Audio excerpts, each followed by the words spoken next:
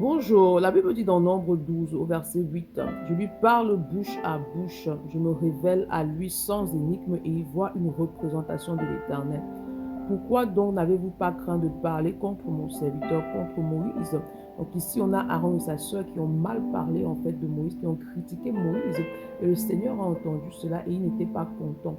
Pareil, lorsque tu parles mal d'un serviteur, lorsque tu critiques un serviteur, lorsque tu tombes dans la calomnie par rapport à un serviteur de Dieu, alors sache que le Seigneur entend et il n'est pas content. Il est important que tu saches que Dieu, c'est Dieu qui appelle ses serviteurs. Et c'est Dieu qui gère ses serviteurs en fait selon son bon vouloir dans sa souveraineté.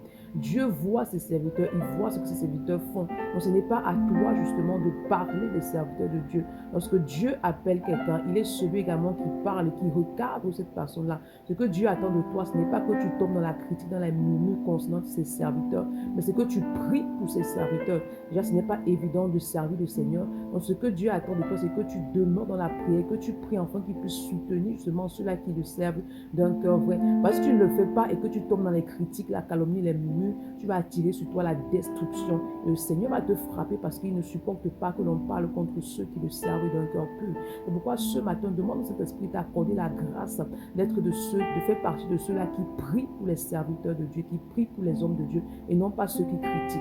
Bonne journée, shalom.